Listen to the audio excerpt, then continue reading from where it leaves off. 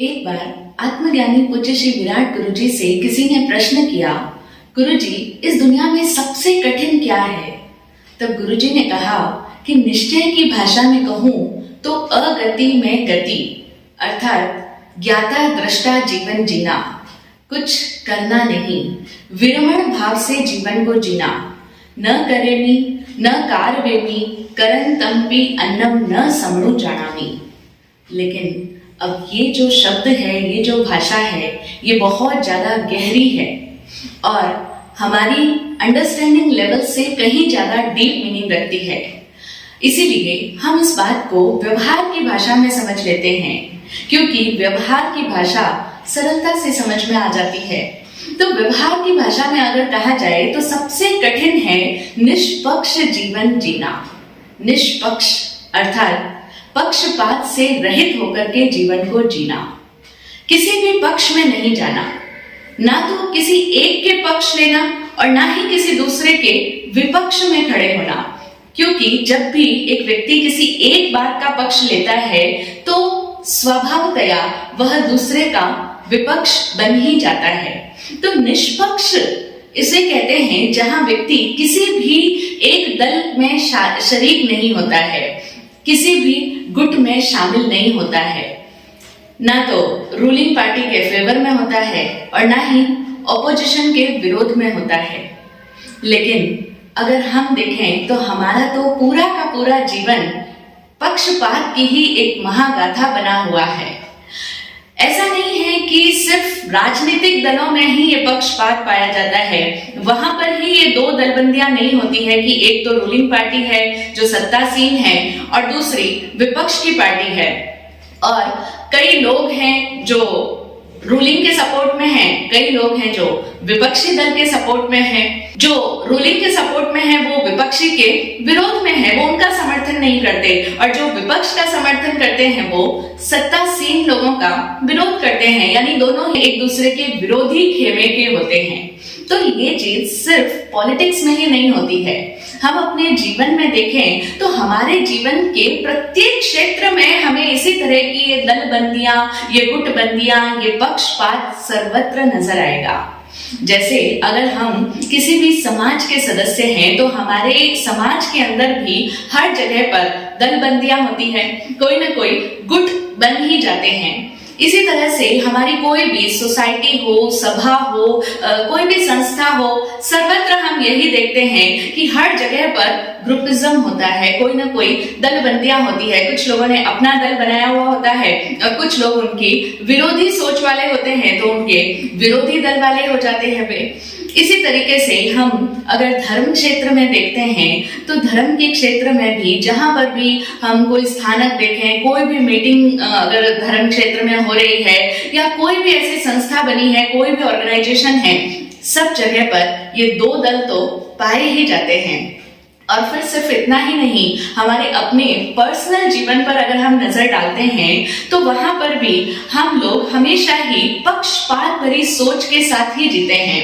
हमारे अपने school college में भी हम देखें तो बच्चों के अपने ग्रुप्स बने हुए होते हैं, स्कूल में भी बच्चों के ग्रुप्स होते हैं, कॉलेजेस में भी सब लोगों के अपने अपने ग्रुप होते हैं। और जब भी कोई नया कैंडिडेट आता है, नया स्टूडेंट आता है तो उसे पहले ही बता दिया जाता है कि देखो ये वाली हमारा पार्टी है, हमारा ग्रुप है, वो यहाँ पर रूल करता है। अगर तुम हमारे ग्रुप में इंक्लूड होते हो तो तुम भी राज करोगे, और अगर तुम दूसरे उन लोगों के साथ में जाकर के मिलते हो, उनके साथ में उठोगे बैठोगे, उनके साथ में पढ़ाई करोगे तो तुम विपक्षी कहलाओगे, तुम ऑपोजिट पार्टी वाले हो जाओगे।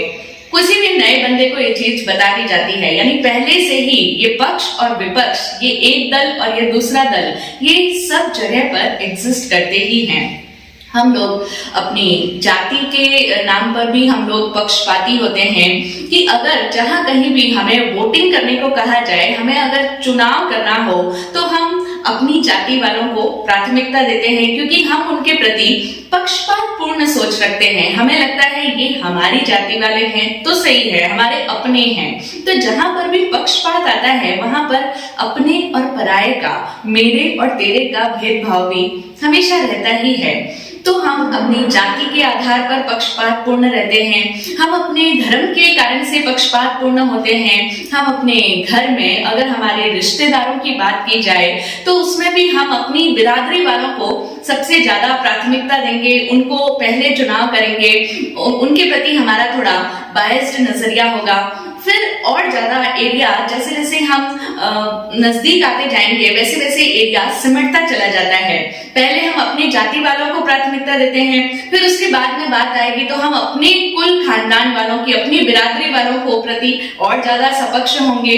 फिर उसमें भी जैसे जैसे हम और निकट में जाते जाएंगे तो जहां पर हमारे अपने परिवार की बात आएगी तो हर व्यक्ति अपने परिवार के प्रति, अपने पारिवारिक जनों के प्रति पक्षपाती होता ही है कि वे मेरा परिवार है वो ज्यादा बेटर है, हर चीज मैं उसी को ध्यान में रख करके करता हूँ, उसी के लिए करता हूँ, उसी के प्रति मेरा समर्थन है। स्वाभाविक सी बात है।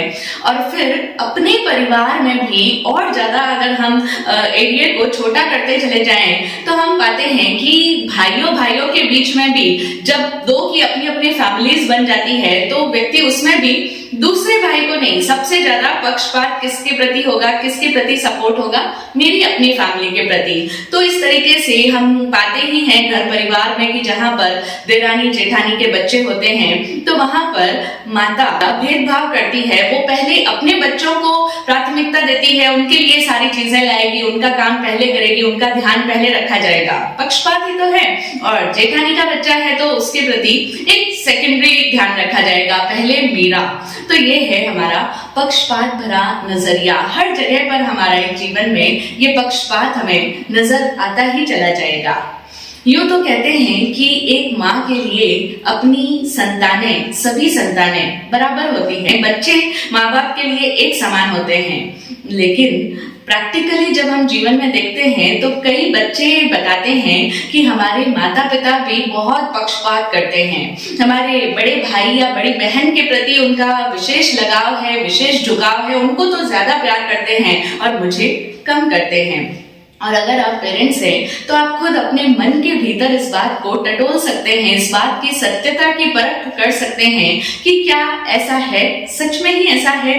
हम कहेंगे मैं पक्षपात करना नहीं चाहता हूँ लेकिन वो हो जाता है। हो तो जाता है ना, जब भी हमें लगता है कि ये बच्चा मेरी बात ज्यादा सुनता है, मेरे कहने में चलता है, मेरा आज्ञाकारी है, या ये बच्चा ज्यादा समझदार है, ये बच्चा सब लोगों के साथ बड़ा अच्छे तरह से पेश आता है, सब लोग भी इसे ही ज्यादा प्यार करते हैं, तो ऑटोमेटिकली हमारा भी झुकाव उस बालक के प्रति ज्यादा हो जाता है और दूसरे के प्रति जरा कम रहता है।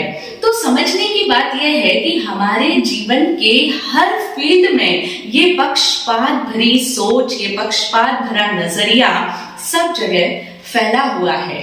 और ये पक्षपात हमारी सोच में, हमारी दृष्टि में, हमारी अंडरस्टैंडिंग में इतनी गहराई से जड़ें जमा चुका है कि अब हम जिसे भी देखते हैं उसके प्रति तुरंत कोई ना कोई पक्ष हमारा क्रिएट हो जाता है। यानी हम या तो उसके फेवर में चले जाते हैं या फिर उसके अगेंस्ट में चले जाते हैं। जैसे कोई हमारे सामने कोई बातचीत कर रहा है, किसी के बारे में हमें कुछ बता रहा होता है तो तुरंत हमारे मन में कितना जल्दी पक्षपात आ जाता है।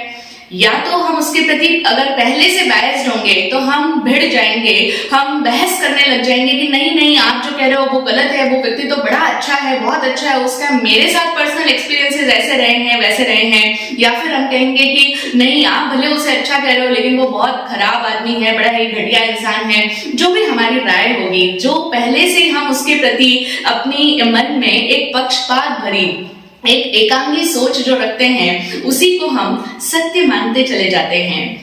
किसी व्यक्ति के प्रति अगर ये बात हो तो हमारा पक्षपात होता है, हमें समझ में आता है। अब व्यक्तियों को छोड़ें, कोई साधारण सी बात भी अगर कही जा रही होती है तो उसके प्रति भी हमारे मन में कितना जल्दी हाँ ये ठीक है, नहीं नहीं ये ठीक नहीं है, ये बात मैंने पहले भी सुन रखी है, ये सही बोल रहे हैं, ये आ गया ना, ये पक्ष बन जाते हैं। कोई ना कोई एक दल के प्रति हमारा समर्थन हो जाता है, हम उस बात में भी भेद कर लेते हैं और उस बात को भी हम निष्पक्ष होकर के मात्र नहीं सुन सकते, हम उस बात को सुनने के साथ ही या तो उसके प्रति स्वीकारात्मक भाव में चले जाते हैं, हाँ हाँ बिल्कुल ठीक है, ये बिल्कुल सही बात कर रहे हैं, ये बिल्कुल अच्छी बात है, और या फिर हम कहेंगे ये बिल्कुल बकवास है, ये बिल्कुल घटिया है, ये बिल्कुल गलत है, अनुचित है। इस तरह से हम विपक्ष में चले जाते हैं। तो हम देखें कि हमारी सोच सब जगह पक्ष या विपक्ष ये दो दल बना ही लेती है, क्रिएट कर लेती है। और फिर अगर कोई वस्तु हम खरीदने जा रहे हैं या कोई भी नई वस्तु हमारे सामने आती है तो उसको देखते ही हम कितना जल्दी उसके ऊपर भी टैग लगा देते हैं, ये बहुत सुंदर है, ये सुंदर नहीं है, ये अच्छा है, ये बुरा है, ये सही है, ये गलत है, ये गुड है, ये बैड है, ये शुभ है, ये अशुभ है। ये जितने भी ये दो चीजें क्रिएट हो रही है, ये क्या है? पक्ष और उसका प्रतिपक्षी विपक्ष। अब आप चाहे किसी के भी समर्थन में जाओ, लेकिन दूसरा दल तो अपने आप वहां पर निर्मित हो ही जाता है, क्योंकि जब हम किसी एक को सपोर्ट कर रहे होते हैं, किसी एक को सही मान रहे होते हैं, किसी एक को अच्छा समझ रहे होते हैं, कोई एक चीज हमारे लिए बहुत अनुकूल होती है, फेवरेबल होती है, तो ऑटोमेटिकली एक दूसरी बात उसके अंदर इम्प्लाइड होती है, अंतर्निहित होती है कि एक दूसरा पक्ष भी है जिसको हम पसंद नहीं कर रहे हैं, जो हमारी नजर में ठीक नहीं है या जो हमारे लिए अनुकूल नहीं है, हम उसको नापसंदगी की दृष्टि से देख रहे होते हैं। तो इस तरह से हम अपने जीवन में पाते हैं कि सब जगह पर हमारी नजरों के द्वारा ये दो दल, दो पाले बन ही जाते हैं, और मन हमेशा ही इसी तरह से कभी इस पाले में और कभी उस पाले में ही डोलता चला जाता है। मन कभी भी निष्पक्ष होकर के किसी बात को ना तो देख सकता है, ना सुन सकता है, ना ही समझ सकता है। मन को आदत ही है किसी एक के पक्ष में जाने की, और एक का पक्ष लेना ही अपने आप में प्रतिपक्षी को निर्मित कर देना है। जब एक का पक्ष लेंगे तो ऑपोजिट तो खुद ब खुद बन ही जाएगा। वो सिक्के का एक ऐसा दूसरा पहलू है जिसे आप ना भी चाहो तो आप जब सिक्के के एक पहलू को हाथ में लेंगे तो दूसरा पहलू तो खुद ब खुद उसमें आ ही जाता है। तो इसी तरीके से ये पक्षपात हमारे मन में, हमारे मस्तिष्क में, हमारी सोच में, हमारी नजर में कितना गहराई से समाया हुआ है। आज हमें इसी का निरीक्षण करना है और पूरे जीवन हमें इसको देखना है, क्योंकि हमें तो धर्म के विषय में भी यही समझाया गया है आज तक कि आप अपने धर्म के प्रति हमेशा एक नजरिया रखो कि आपका धर्म ही सर्वश्रेष्ठ धर्म है। अब चाहे आप किसी भी धर्म को मानने वाले हो, अगर आप सनातनी हो, हिंदू हो, तो आप कहोगे कि हमारा सनातन धर्म ही सर्वश्रेष्ठ है, ये सबसे पुराना धर्म है, वेद हमारे सबसे प्राचीन ग्रंथ है। अगर आप जैन धर्म को मानने वाले हो तो आपको ये सिखाया जाता है कि जैन धर्म दुनिया का सबसे बेस्ट धर्म है और जो तीर्थंकरों की वाणी है वो ही सबसे बेस्ट वाणी है। इस तरीके से हम सभी को अपने अपने धर्म को सबसे ज्यादा श्रेष्ठ समझना और दूसरे धर्मों को उनसे कुछ हीन समझना, ये बात डायरेक्टली नहीं कही जाती है, लेकिन खुद को श्रेष्ठ समझो, खुद के प्रति सपक्ष रहो। एक पक्षपात पूर्ण सोच जो हमें सिखाई जाती है वो ऑटोमेटिकली दूसरे को हीन या दूसरों को न्यूनतर या दूसरों को कम अपने आप ही बन ही जाता है। वो चीज इनडायरेक्टली उसके अंदर छिपी रहती है और हर व्यक्ति अपने धर्म को जो श्रेष्ठ समझ रहा है वो उसमें अपनी शान भी समझता है। हम लोग नारे भी लगाते हैं, गर्व से कहो हम जैन हैं, गर्व से कहो हम हिंदू हैं, और फिर ऐसे में क्या होता है, हम सपक्ष क्यों हैं, हम पक्षपाती कैसे हैं, इस बात की अगर परीक्षा लेनी हो तो हम देख सकते हैं कि अगर एक हिंदू के सामने एक मुस्लिम की तारीफ की जाए या फिर मुस्लिम धर्म की कुछ ऐसी बातें उन्हें बताई जाए या उनके गुणगान किए जाए तो उस व्यक्ति को गुस्सा आने लग जाएगा। नहीं, ऐसा नहीं है, उस धर्म में तो इतनी हिंसा है, इतनी मारकाट है, ऐसा है वैसा है, वो धर्म भला अच्छा हो कैसे सकता है, उनके पैगंबर हमारे भगवान से ज्यादा श्रेष्ठ हो कैसे सकते हैं। अब ये चीज अगर हमारे मन में आती है कि वो श्रेष्ठ कैसे हो सकता है, हम उसकी तारीफ को अगर नहीं सुन पा रहे हैं, इसका मतलब ही है कि हम अपने के प्रति पक्षपाती हैं ही। और हमें सिखाया भी यही गया है, क्योंकि अगर हम पक्षपात भरे सोच में ना जाएं तो हम कभी भी सपक्ष नहीं होंगे। तो हम अपने आप को श्रेष्ठ कैसे बनाएंगे, अपने आप की श्रेष्ठता को प्रूव कैसे करेंगे? स्वयं को श्रेष्ठ बताना होता है व्यक्ति को। तो इसी कारण से वो अपने धर्म को महान बताता है, अपने जाति को महान बताता है, अपने संप्रदाय को विशेष बताता है, ताकि इन सब बातों से ये पता लगे कि चूंकि हम इस मत को मानते हैं तो हम भी महान हैं।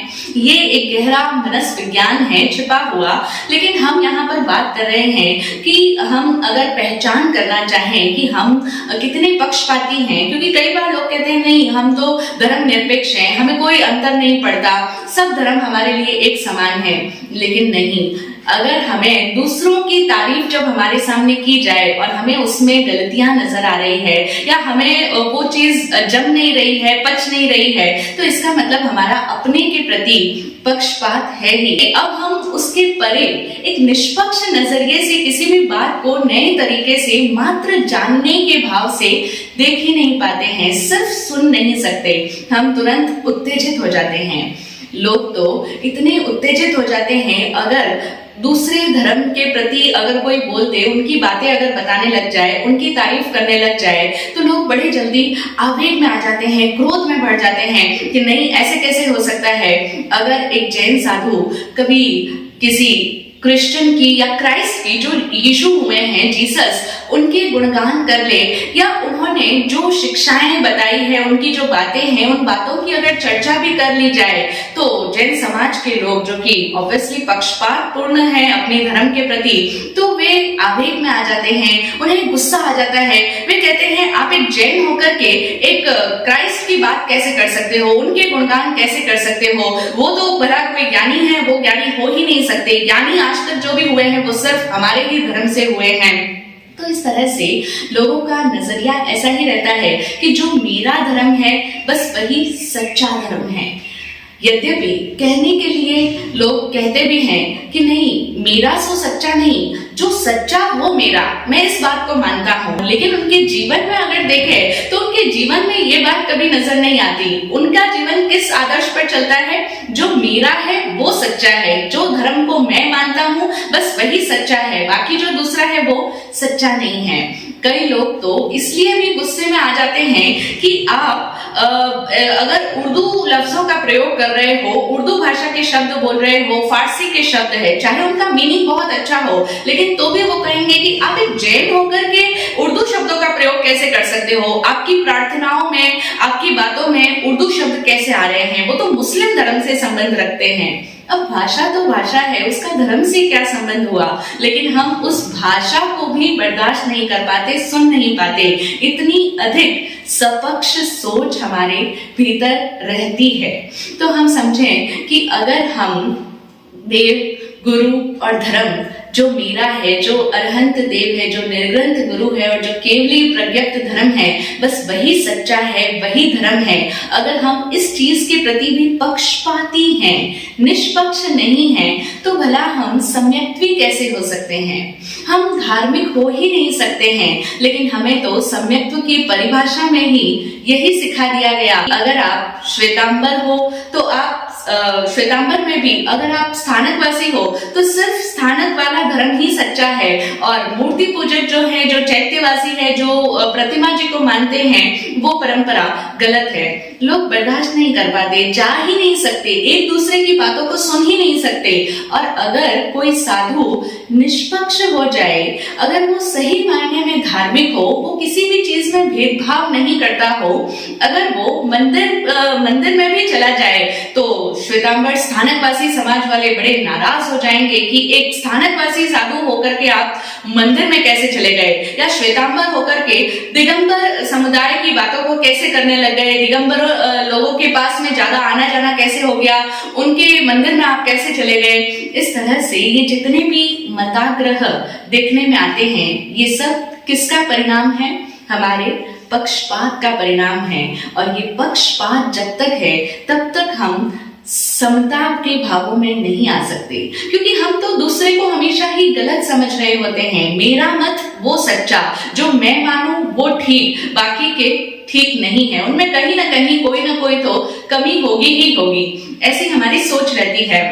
और इसी कारण से हम कभी भी समभाव में आ ही नहीं सकते, हमारी दृष्टि समदृष्टि हो ही नहीं पाती है। और हम सभी लोग जानते हैं कि भगवान ने समता में धर्म बताया है। इस समयाय धम्मम उदाहरे, समता में धर्म कहा गया है। और आज तक अनेकों जीव जो भी मुक्त हुए हैं, वे सभी इस समत्व धर्म की साधना करके ही मुक्त हुए हैं। तो जब समता में धर्म को भगवान ने प्रतिपादित किया, और हम सब कहते भी हैं कि समता भाव रखो, सबको समान दृष्टि से देखो, लेकिन कहना अलग है और हमारे जीवन में प्रैक्टिकली जो हम कर रहे हैं, जो हमारा एटीट्यूड है, जो हमारा बिहेवियर है, उसमें कितना पक्षपात भरा है। आज हमें इसी बात को समझना है, अपने आप का एनालिसिस करना है, विश्लेषण करना है। हम अपने जीवन में एक पूरे दिनचर्या में अगर ऑब्जर्व करने चले कि हमारी दृष्टि में कितना जल्दी पक्षपात क्रिएट हो जाता है, कितना जल्दी हम कोई ना कोई एक चीज के समर्थन में चले जाते हैं, हाँ ये ठीक है, और कितना जल्दी हम दूसरे के विरोधी बन जाते हैं। धर्म के कारण से जितने भी कलह होते हैं, जितने भी वाद विवाद होते हैं, संघर्ष होते हैं, वो सब असल में धर्म के कारण से नहीं हो रहे हैं। लोग कहते हैं कि युद्ध जितने भी हुए हैं, उनमें धर्म के कारण से होने वाले युद्ध बड़ी प्रचुर संख्या में हुए हैं, यानी धर्म के कारण से बहुत ज्यादा युद्ध हुए हैं। लेकिन हम समझें, युद्ध धर्म के कारण से नहीं होते। धर्म के प्रति जो मेरा आग्रह है, धर्म के प्रति जो मैं मताग्रही हूं, जो मैं पक्षपात भरा नजरिया रखता हूं, जो मैं अपने धर्म के प्रति पक्षपाती हूं, उसके कारण से सारे संघर्ष, सारे युद्ध, सारे कलह होते हैं। और अगर एक व्यक्ति समत्व भाव से जी पाए, निष्पक्ष जीवन को जी पाए, तो उसके जीवन में कहीं कोई संघर्ष ही नहीं रहेगा, कहीं कोई उलझन ही नहीं रहेगी। और सत्य तो यही है कि जब तक हम समभाव में नहीं आ पाते, जब तक हम निष्पक्ष होकर के नहीं जी पाते, तब तक हम सही मायने में धार्मिक हो ही नहीं सकते हैं। धार्मिक रिचुअल्स को फॉलो करना एक अलग बात होती है। कोई भी व्यक्ति कर सकता है कि कुछ देर के लिए मंदिर चले गए, कुछ देर के लिए गुरु महाराज की व्याख्यान सुन लिया, कुछ देर के लिए सामायिक प्रतिक्रमण की क्रियाएं कर ली। लेकिन शास्त्र स्वयं बताते हैं कि द्रव्य क्रिया किसी की भी मुक्ति में सहायक नहीं हो सकती जब तक उसके भीतर भाव ना जुड़े। और भाव जब तक सपक्ष है, निष्पक्ष नहीं हुए, बैलेंस में नहीं आए, हम समत्व भाव दशा में नहीं आए, तब तक वो सारी ही क्रियाएं निष्फल हो जाती है, शून्य हो जाती है। तो इसीलिए अब हमें समझना होगा कि हम जो कुछ भी कर रहे हैं उसमें निष्पक्ष भाव हमारा है या नहीं है, तभी तो हम सही अर्थों में धर्ममय जीवन को समझ पाएंगे और धर्ममय जी पाएंगे। अगर कोई संत इस तरह से निष्पक्ष हो जाता है तो हम लोग तो उन्हें भी समझ नहीं पाते, क्योंकि हम बायस्ड सोच रखते हैं, हम हमेशा ही अपने आप के मत के प्रति आग्रही होते हैं। इसीलिए अगर कोई साधु संत सच में ही समदृष्टि वाला हो जाए, उसकी नजर में कोई भेदभाव ना रहे, कोई मेरा या तेरा ना रहे, कोई भी तरह की ग्रंथि ना रहे उसके अंदर, अपने और पराये की कोई भेद की ग्रंथि ना रहे, तो हम तो उसे भी एक बहुत ही अलग नजर से देखते हैं। हमें वो संत, साधु संत भी हमें समझ में नहीं आता है, क्योंकि हमें लगेगा कि ये स्थानकवासी होकर के मूर्ति में कैसे चले गए, मंदिर में कैसे चले गए, या मूर्ति पूजक होकर के स्थानकवासी धर्म की क्रियाओं को कैसे फॉलो करने लग गए। और इसी कारण से संत हमारी नजरों में हमेशा, जो सच्चे संत होते हैं, जो निष्पक्ष जीते हैं, वो हमेशा हमारी नजरों में एक बहुत ही अलग होते हैं। हम कह सकते हैं हमारे लिए वो आउटसाइडर होते हैं, हम उन्हें अपना कभी समझ नहीं पाते। जो ऐसे सच्चे संत होते हैं जो किसी के नहीं होते, अब चाहे हम उन्हें ये कह दें कि जो किसी एक पाले के नहीं होते, किसी एक गुट के नहीं होते हैं, या फिर हम कह दें कि वो सबके होते हैं, जो भी चीज हमें सुनने में अच्छी लगे हम वो कह सकते हैं कि या तो वो सबके होते हैं या वे किसी भी पक्ष में नहीं होते, किसी एक गुट के सदस्य नहीं होते हैं, वो निष्पक्ष दृष्टि रखते हैं सबके प्रति। तो हम उन्हें अपने ग्रुप से, अपने दल से बाहर ही समझते हैं, हमारे लिए वो आउटसाइडर ही होते हैं। जैसे गुरु नानक देव जी वो मक्का और मदीना में जब चले गए तो लोगों ने समझा कि अब तो ये व्यक्ति भरोसे के काबिल नहीं रहा, बातें तो बड़ी अच्छी करता है लेकिन अब इसका आचरण बिगड़ गया है, आचरण जरा गलत हो गया है, क्योंकि अब ये दूसरे वालों के यहाँ पर जाने लगा, दूसरे खेमे में कैसे चला गया। तो इस वजह से चूंकि ये हमारा था लेकिन अब ये दूसरी गलियों में जाने लग गया है, इस वजह से ये आदमी अब संदिग्ध हो गया है। हम उन्हें बड़ी संदेह भरी नजरों से देखने लग जाते हैं। अरे तुम हमारे हो या उनके हो, बताओ तो सही किनके हो। ये हमारा और उनका ये भेद हम देखें, ये हमारा पक्षपात है। तो संतों को कभी हम समझ नहीं पाते। हमें लगेगा कि वो चूंकि दूसरी गलियों में जा रहे हैं, दूसरे सेक्ट में भी जा रहे हैं, दूसरे वाले लोगों से भी मिल रहे हैं जो हमारे नहीं हैं, तो हम उन्हें अपना नहीं समझेंगे। और यही बात दूसरे वालों के साथ में भी होगी। बड़ी मजेदार बात है कि दूसरे ग्रुप के लोग देखेंगे कि ये अभी अभी हमारे लोगों से मिलने जुलने लगा है, अभी अभी हमारी गली में आया है, लेकिन पैदा तो दूसरी गली में हुआ, हमारे ऑपोजिट वाले का है, तो हमारा भी नहीं हो सकता।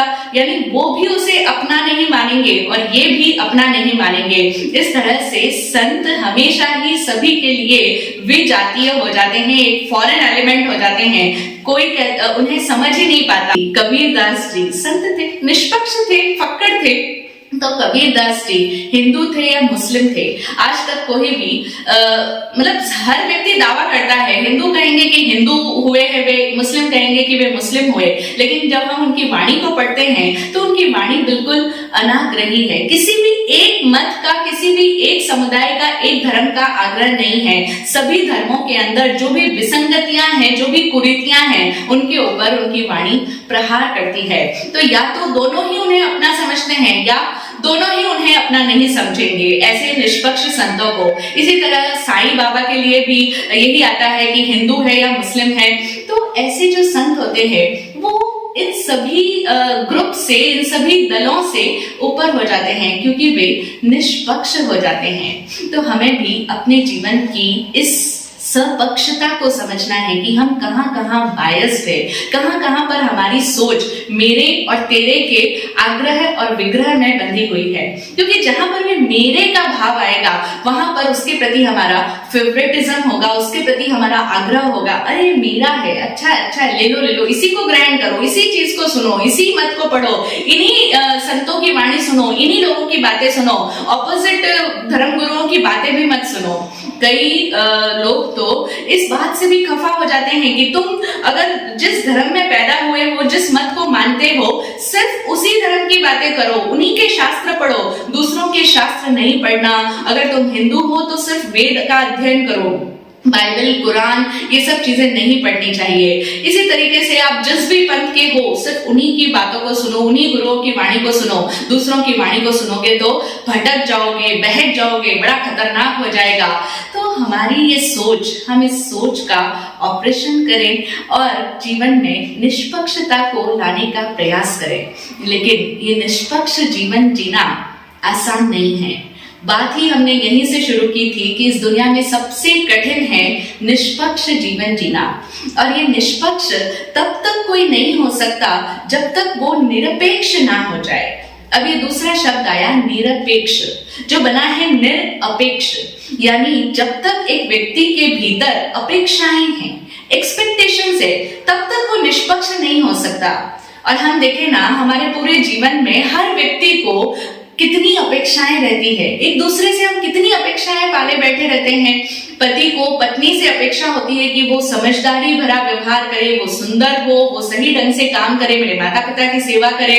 पत्नी को भी पति से अपेक्षा है, माता पिता को संतान से अपेक्षा है, बच्चों को अपने पेरेंट्स से बहुत सारी एक्सपेक्टेशंस है, बहू को सास से, सास को बहू से, व्यापारी को ग्राहक से, सर्वत्र सबको एक दूसरे से बहुत सारी अपेक्षाएं हैं। सबको किसी न किसी से कुछ न कुछ चाहिए, कोई न कोई उम्मीद है, कोई न कोई अपेक्षा है, दूसरों से भी है और स्वयं अपने आप से भी हमें कितनी अपेक्षाएं होती है कि मैं ये तो होना ही चाहिए, मैं इतना तो करना ही चाहिए। तो इस तरीके से हम हमेशा ही अपेक्षा भरी सोच ही रखते हैं। तो जब तक कोई निरपेक्ष ना हो जाए तब तक वो निष्पक्ष भी नहीं हो सकता है। ये पक्ष और विपक्ष में रमण करना, यानी पक्ष में जाना या विपक्ष में जाना, पक्ष समर्थन में जाना, फॉर में जाना या अगेंस्ट में जाना, ये पक्ष विपक्ष रमण ऐसे कपड़े हैं जिन्हें जब तक एक व्यक्ति धारण किए हुए है अपनी सोच में, अपनी दृष्टि में, तब तक उसकी मुक्ति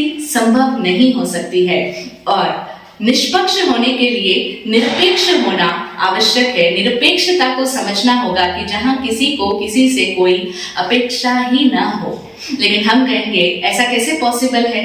दुनिया में रहते हैं, समाज में जीते हैं, तो एक दूसरे से अपेक्षाएं तो रहेगी, उम्मीद तो बांधेंगे ही, सोच तो रहेगी ही हमारी उनके प्रति कि ऐसा हो वैसा हो। बिना अपेक्षा के तो जीवन जिया ही नहीं जा सकता है, ऐसा हम कहेंगे।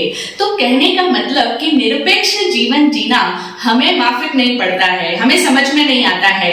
और निष्पक्ष अगर कोई हो जाए तो उसे दुनिया वाले या कहें समाज वाले या उसके जो संगी साथी सहचर लोग हैं वो उसे निष्पक्ष जीने नहीं देंगे, क्योंकि वो कहेंगे कि अरे निष्पक्ष कैसे हो गए? निष्पक्ष हो गए तो तुम हमारे पाले के नहीं रहे, दूसरे पाले के जाओ। दूसरे वाले कहेंगे तुम हमारे भी नहीं हो क्योंकि तुम तो पहले उनके रहे हो, तुम उनके उधर से आए हो। तो इसलिए कोई भी उनको अपना नहीं समझेगा। तो उनकी स्थिति ऐसी हो जाएगी कि वो सब जगह के लिए आउटसाइडर रह जाएंगे, विदेशी हो जाएंगे। एक बार ऐसा हुआ कि किसी गांव में एक अनुभवी और वयोवृद्ध सज्जन थे। तो लोगों ने सोचा कि इनको ही हमारे गांव का पंच बना देते हैं, जो सारे मामले सुलझा दिया करेंगे। छोटे मोटे वाद विवाद होते हैं गांव में, तो उन्हें उस न्यायाधीश की गद्दी पर उन्हें बिठा दिया गया। अब पहले ही दिन उनके सामने कोई मामला आया, दो लोगों का कुछ वाद विवाद चल रहा था, बहस था। तो पहले पक्ष वाले ने अपने पक्ष में बातें बताई कि ऐसा ऐसा ऐसा हुआ। न्यायाधीश महोदय ने, उन समझदार अनुभवी सज्जन ने उनकी बातों को सुना, बड़ी शांति से सुना, प्रश्न भी पूछे, उत्तर मिला, सामने वाले की सारी बातें सुनी। और जब उनकी बातें कंप्लीट हो गई तो उन्होंने कहा कि ठीक कह रहे हो तुम, बिल्कुल ठीक बात है, तुम्हारी बात में दम है, यू आर परफेक्टली राइट। फिर आई बारी दूसरे दल वाले लोगों की। उन्हें भी तो, विपक्षी दल को भी तो अपनी बात कहने का अधिकार है। उसने अपनी बात बताई कि ऐसा नहीं हुआ था, ऐसा था, वैसा था। जब उसकी भी बातें उन्होंने सुनी तो उन्हें वो सारी बातें भी ठीक लगी और उन्होंने उनकी सारी बातों के समाप्त हो जाने पर भी यही कहा कि तुम भी बिल्कुल ठीक बात कर रहे हो, तुम्हारी बात भी उचित है, जायज कहा तुमने, जायज किया। अब जब दोनों ही पक्षों को अगर जज ठीक कहने लग जाएगा तो फिर निर्णय भला कैसे होगा? तो वो जो उनका असिस्टेंट था, सहायक था, वो घबराने लगा। उसने उनके कान में कहा कि आप दोनों पक्षों को ठीक कह रहे हैं, लेकिन आपको निर्णय करना है, कोई एक को ठीक है और दूसरा गलत है, ऐसा निर्णय आपको करना है। जब उन्होंने अपनी सहायक की बात को सुना तो उन्हें लगा हाँ ये भी बात ठीक कह रहा है। तो उन्होंने कहा हाँ आपकी बात भी बिल्कुल ठीक है, आप भी सही कह रहे हो। अब वो भी ठीक, वो भी ठीक, पक्ष भी ठीक, विपक्ष भी ठीक, और जो उन्हें सलाह दे रहा है वो भी ठीक कह रहा है। ऐसे में भला निर्णय कैसे हो? तो अंत में उन्हें समझ में आ गया और वे अपनी उस गद्दी से उठ खड़े हुए, ये वक्तव्य देते हुए कि ये अदालती मेरे बस की बात नहीं है, क्योंकि मैं कोई भी ऐसी बात नहीं कह सकता जो किसी के विरोध में हो, और ना ही मैं कोई ऐसी बात कहूंगा जिसका कोई व्यक्ति विरोध कर सके। मैं निर्विरोध जीवन जीना पसंद करता हूं, इसीलिए ये अदालत का काम, ये निर्णय करना, किसी एक को ठीक और किसी एक को गलत बताना, ये मेरे लिए संभव नहीं हो सकता। ऐसी स्थिति होती है एक सम्यक्त्वी व्यक्ति की, वो कभी किसी का विरोध करता ही नहीं है। इसी को हम भगवान महावीर की भाषा में हमेशा सुनते हैं अनेकांतवाद या अनेकांत दर्शन, जहां भगवान कहते हैं कि इस दुनिया के अंदर सारे ही वाद किसी न किसी अपेक्षा से सत्य है। इसीलिए भगवान की वाणी कहीं पर भी एकांत बात नहीं करती है। वे कहते हैं स्यात् सत्य। उनके सामने गणधर गौतम स्वामी ने जब भी कोई प्रश्न किया तो वे हमेशा ही विभज्यवाद में उत्तर देते, यानी इस अपेक्षा से ऐसा है, दूसरी अपेक्षा से ऐसा है, ये भी ठीक है, वो भी ठीक है, स्यात् सत्य। उन्होंने कभी किसी की भी बात को या कभी किसी व्यक्ति को पूर्णतया गलत नहीं कहा। और इस दुनिया में ऐसा ही है, एब्सोल्युटली राइट और रॉन्ग कुछ भी नहीं होता, कुछ भी ठीक या कुछ भी ना ठीक, कुछ भी सही या कुछ भी गलत होता ही नहीं है। सभी पक्ष शायद सत्य है, सभी अपनी अपनी अपेक्षा से देखे जाए तो उनमें कुछ न कुछ तथ्य होता है। तो इसी बात को हम भगवान महावीर के इस अनेकांत को, इस स्यादवाद को, अनेकांत दर्शन को अगर हम अपने जीवन में अपना लें तो हम निष्पक्ष होना प्रारंभ करेंगे। और जब हम निष्पक्ष हो जाएंगे वैसे वैसे हमारी चेतना ऊर्ध्व की ओर गमन करने लगेगी, चेतना का ऊर्ध्वारोहण होना प्रारंभ हो जाएगा, क्योंकि ये निष्पक्षता ही समत्व योग कहा जाता है। इसी निष्पक्षता को सम्यक दृष्टि कहा गया है और हम सभी जानते हैं कि सम्यक्त्व ही धर्म की नींव है। जब तक एक व्यक्ति की दृष्टि समदृष्टि नहीं होती, सम्यक दृष्टि नहीं होती, तब तक वो इस संसार के अंदर परिभ्रमण करता ही चला जाएगा। मेरा सच्चा, मैं, मेरा, अपना, पराया, इन्हीं सब ग्रंथियों में उलझता ही चला जाएगा, वाद विवाद संघर्ष रत ही बना रहेगा। अगर हमें सत्य में ही इस संसार से बाहर आना है, इस संसार की परिधि से ऊपर उठना है, केंद्र में जाना है, तो हमें सभी तरह के पक्षपातों को जानकर समझकर इनसे परे चले जाना होगा, निष्पक्ष हो जाना होगा। और निष्पक्ष होने के लिए हमें निरपेक्षता को भी अपने जीवन में अपनाना होगा। और निरपेक्षता या निरपेक्ष जीवन जीना और निष्पक्ष हो जाना, यही सबसे कठिन बात है और यही तप का रहस्य है। जिस प्रकार से बोलना सरल है लेकिन मौन रहना मुश्किल है, खाना सरल है, अनशन करना मुश्किल है, चलना सरल है, स्थित रह पाना बहुत कठिन है, उसी तरीके से पक्ष विपक्ष में चले जाना बहुत सरल है, लेकिन निष्पक्ष हो पाना, कहीं किसी में इन्वॉल्व नहीं होना, कहीं किसी एक दल के सदस्य नहीं बनना, ये बहुत कठिन साधना है। लेकिन हम सभी इस निष्पक्ष साधना को अपने जीवन में अपनाएं और सम्यक दृष्टि संपन्न हो पाए। ऐसी सम्यक दृष्टि अगर हमारे भीतर जागती है, हम इसके लिए कुछ पुरुषार्थ करते हैं, इस दिशा में अगर अपने कदम बढ़ाते हैं, तो निश्चित रूप से हम राग द्वेष से मुक्त होकर के वीतरागता के पथ पर आगे बढ़ेंगे। और यही वीतरागता हम सभी का इष्ट है, हम सभी का लक्ष्य है, हम सभी वीतराग हो पाए। यही सद्भावना। ओम शांति, ओम शांति।